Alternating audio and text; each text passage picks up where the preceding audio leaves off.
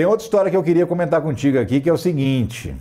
O prefeito de Cuiabá, o Abílio Brunini, ele vive arrotando grosso, batendo no peito, falando que não conversa com a esquerda, que não vai pedir nada pro Lula, que Cuiabá não precisa do Lula para nada e que não sei o quê.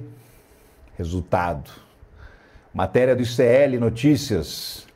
Com gestão caótica, prefeito bolsonarista de Cuiabá volta atrás e pede recursos ao governo Lula. Abílio Brunini, famoso pela lacração nas redes, diz que nunca pediria nada ao petista. O que ele fez? O que ele disse?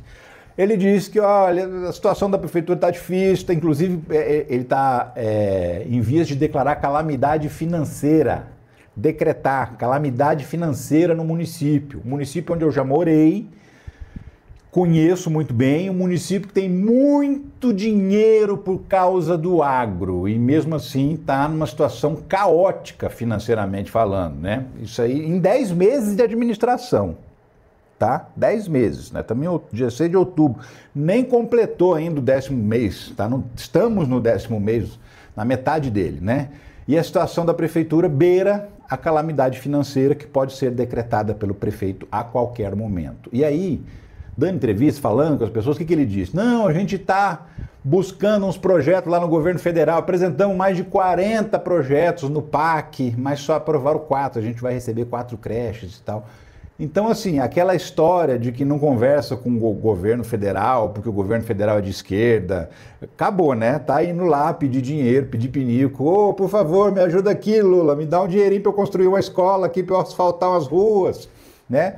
Antes não, antes era o valente, não falo com a esquerda, porque a esquerda é mentirosa, porque a esquerda é isso, porque a esquerda é aquilo.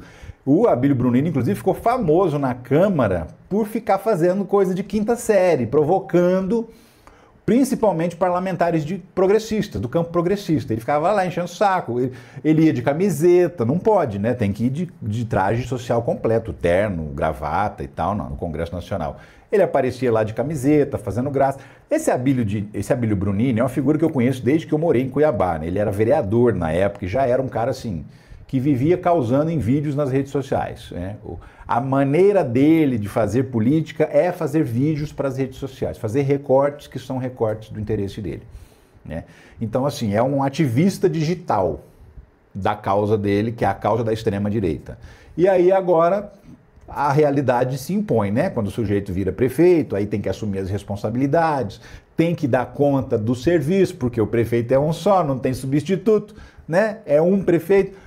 Aí a vida real se impõe, aí ele vai lá, protocola projeto no governo federal para tentar conseguir uma verba e tal, conseguir um dinheirinho. Por quê? Porque a prefeitura de Cuiabá, segundo essa matéria do ICL aqui, está numa situação caótica, está à beira... A matéria fala isso aqui, ó, mais para baixo. Ó. A matéria fala em calamidade financeira. Quer ver? Em Cuiabá não precisa do dinheiro do Lula, lá ele falando. E aí, na última semana, após o agravamento, tá aqui, ó. O agravamento, não dá para selecionar aqui para você ler. Da crise financeira da gestão municipal, o discurso mudou e a Abílio admitiu que pessoas ligadas à sua administração estão buscando recursos junto ao governo federal. Então, assim, vamos ver se ele vai declarar calamidade financeira, mas o fato é que a situação é periclitante na prefeitura de Cuiabá. Lamentável, mas se o cuiabano escolheu ele para ser prefeito, né? Agora aguenta. Enfim, por falar em prefeito, por falar em rolo, em confusão, em diz que me diz, tem o prefeito de São José dos Campos, prefeito da família tradicional brasileira. Tá o maior rolo a separação desse cara. Pois é. Enfim, olha a matéria aqui, ó. Família tradicional, prefeito que barrou Mili Lacombe ganha BO da amante e medida protetiva da esposa. Pensa bem. É o seguinte, lá em São José dos Campos ia ter um evento literário, vários escritores foram convidados, né? E a Mili Lacombe era uma dessas pessoas que tinham sido convidadas a palestrar, a participar de um painel lá no evento. Só que a Mili Lacombe, que é uma mulher lésbica, é uma militante LGBT, é uma pessoa que fala muito sobre isso, ajuda a orientar as pessoas a respeito da diversidade, ela, uns dias antes, tinha feito uma crítica às pessoas que acham que só existe um tipo de família, que é um homem e uma mulher.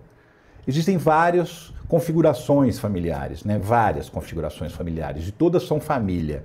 Se as pessoas se amam e dedicam a viver juntas, elas são uma família. Então ela fez uma crítica a essas pessoas que têm a mente fechada e que só veem um jeito de família tradicional, né? De família, melhor dizendo. E aí o prefeito ficou sabendo que ela fez essa crítica, tomou as dores para si, para poder puxar o saco dos conservadores e vetou a participação da Mili Lacombe no evento. O que aconteceu na sequência? Uma revolta generalizada, o restante dos convidados, todos pediram também, não vamos, pediram desconvocação, não vamos participar, vocês estão de palhaçada.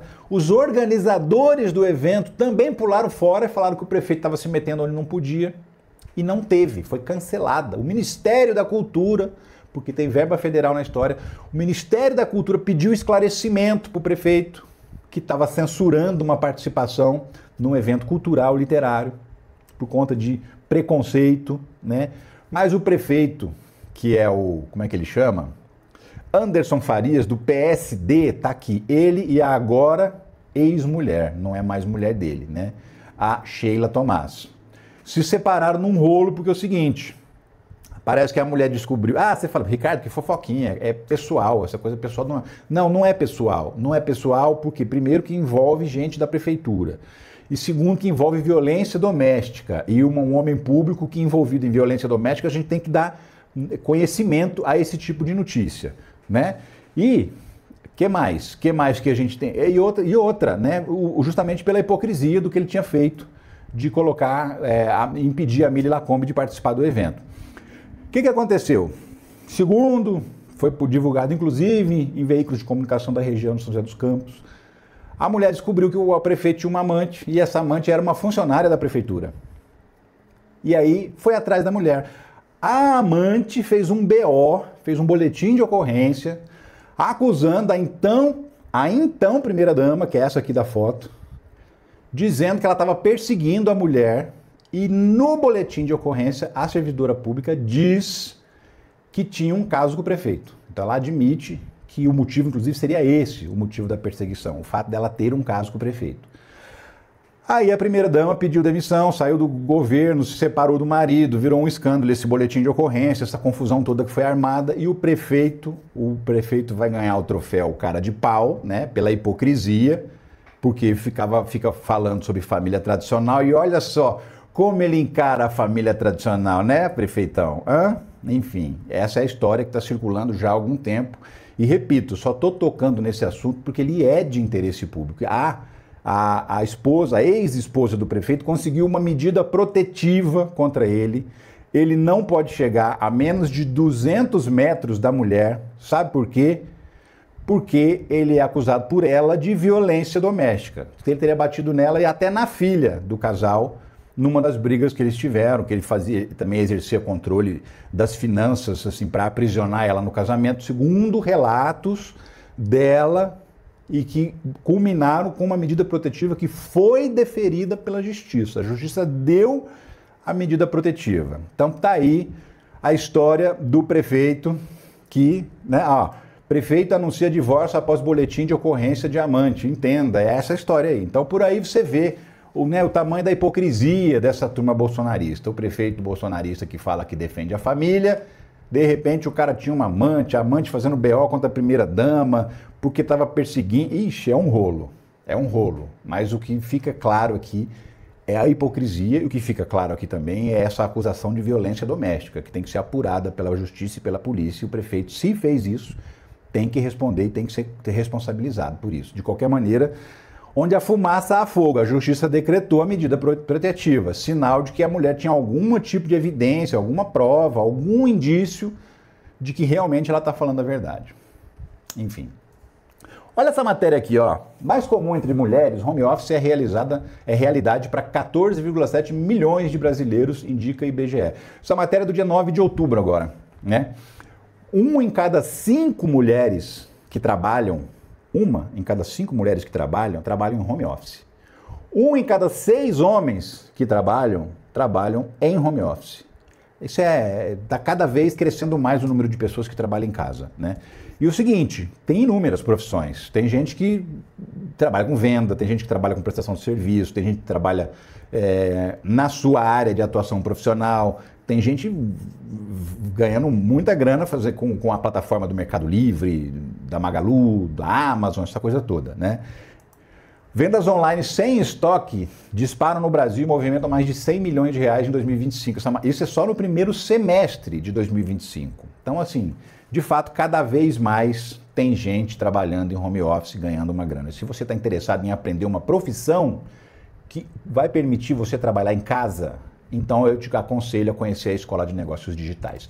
Clica aqui nesse link que aparece aqui embaixo do vídeo, ó, tá vendo? É o primeiro link que aparece na descrição. Você vai abrir uma conversa com o Clayson. Fala que você está interessado em saber o que é. O Clayson vai te liberar um treinamento gratuito de 3 aulas e você vai entender a dinâmica da coisa. Não é tigrinho, não é bet, não é curso de vender curso, não é nada disso. É trabalho sério, trabalho honesto para quem está interessado, tá? E tem muitas profissões, como eu te falei, na área de prestação de serviço, na área de vendas, nas áreas correlatas que a pessoa já trabalha, né? Só precisa muitas vezes aprender. E tem gente que tem uma profissão comum e gostaria de migrar para o home office. Essa é a oportunidade de você aprender uma profissão home office e passar a ganhar dinheiro trabalhando dentro da sua casa, definindo os seus horários, definindo os dias em que você vai trabalhar, sem trânsito para ir para o trabalho, sem escala 6x1. Tá? Clica no link que aparece aqui na descrição. Ó. Tem gente falando, a Fábrica de Ideias, por exemplo. Ó, eu trabalho home office desde 2022. Hoje eu sou nômade digital, caminho sem volta. Tá vendo? Quem entra não sai, tá?